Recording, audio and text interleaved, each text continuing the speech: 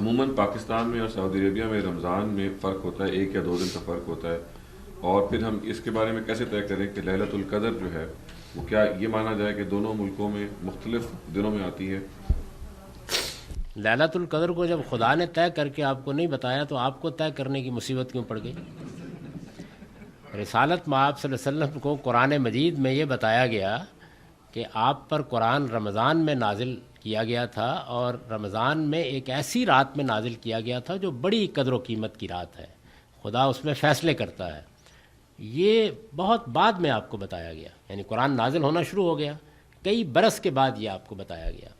تو جب آپ کو بتایا گیا تو فطری طور پر آپ نے پیچھے مڑ کے دیکھا ہے کہ اچھا وہ کون سی رات تھی۔ ظاہر ہے کہ قرآن آپ پر نازل ہونا شروع ہوا تھا، تو آپ کو اندازہ ہوا کہ وہ شاید رمضان کے آخری عشرے کی کوئی رات تھی، اور شاید وہ کوئی طاق رات تھی۔ بس اتنی بات ہے، اس سے زیادہ کچھ نہیں ہے، باقی جو کچھ ہے وہ افسانہ طرازی ہے۔ اتنی بات ہے، یعنی رسالت مآب صلی اللہ علیہ وسلم نے یہ خیال کر کے کہ میرے اوپر قرآن کا نزول یاد کیا کب ہوا تھا، کون سی رات تھی۔ آپ کو بالکل متعین طور پر یاد نہیں آیا، جب کوئی واقعہ ہوتا ہے تو بعض اوقات ہم بھول جاتے ہیں، تو آپ کو بھی یاد نہیں آیا، آپ نے اندازہ کیا۔ تو اس لیے رمضان کے آخری عشرے میں 10 دن آپ زیادہ عبادت کرتے تھے، اس کا ذکر حدیثوں میں آتا ہے، رسول اللہ کی سیرت میں بھی یہ بات بیان ہوتی ہے کہ شد میزرہ ویقظ اہلہ، یعنی آپ اس میں اپنے اہل و عیال کو بھی بیدار رکھنے کی کوشش کرتے تھے، اور خود بھی بڑی کمر کس لیتے تھے کہ میں زیادہ اللہ کی عبادت کروں۔ یہ ایک اطلاع پر خدا کے پیغمبر کا رسپانس ہے، تو اس لیے نہ اس کو مقرر کیا گیا ہے، نہ اس کے بارے میں کوئی ہدایت دی گئی ہے، نہ اللہ نے اس کے لیے کوئی عبادت مقرر کی ہے۔ وہی رویہ اختیار کرنا چاہیے جو رسول اللہ نے اختیار کیا کہ رمضان کے آخری عشرے میں زیادہ عبادت کی طرف رجحان کر لیا جائے۔ اگر اللہ تعالیٰ کا کرم ہوگا تو کوئی بڑی قیمتی ساتھ کسی بھی انسان کو میسر آ سکتی ہے۔ اہل علم میں تو اس معاملے میں بھی اتفاق نہیں ہے کہ یہ ہر رمضان میں آتی ہے، بعض لوگ تو کہتے ہیں 1000 سال کے بعد آتی ہے۔ تو اس وجہ سے اس میں جو عام طور پر باتیں لوگ بیان کرتے ہیں ان کی کوئی حقیقت نہیں ہے، اصل بات جو ہے وہ یہ ہے۔ تو لیلۃ القدر کے معاملے میں نے یہ گزارش کر دی۔ باقی رمضان عید کے معاملے میں میرے نزدیک مہینہ کب شروع ہوتا ہے کب ختم ہوتا ہے اس کو سائنسدانوں کے سپرد کر دیجیے، بڑی عنایت ہے۔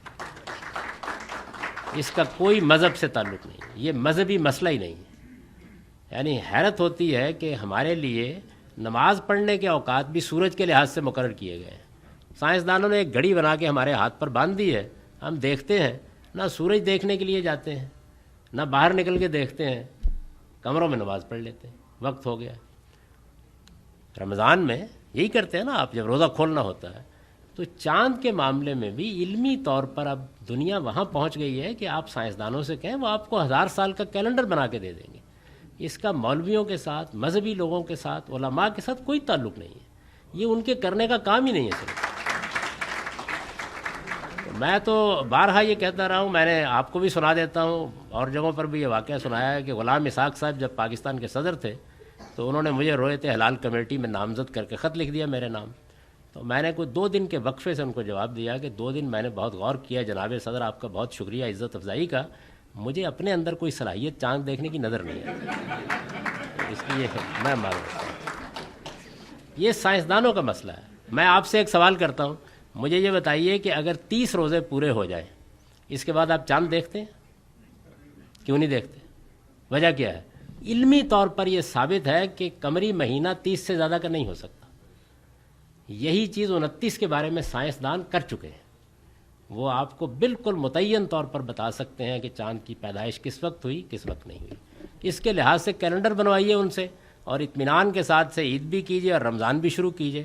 سائنسدانوں کے سپرد کر دیں اس معاملے کو، علماء سے چھین کر، دست بستہ چھینیے گا، کوئی زبردستی نہ کیجیے گا، سائنسدانوں کے حوالے کر دیں تاکہ امن قائم ہو، اور وہ صورتحال پیدا نہ ہو کہ بہن کی آج عید ہے اور بھائی کا آج روزہ ہے۔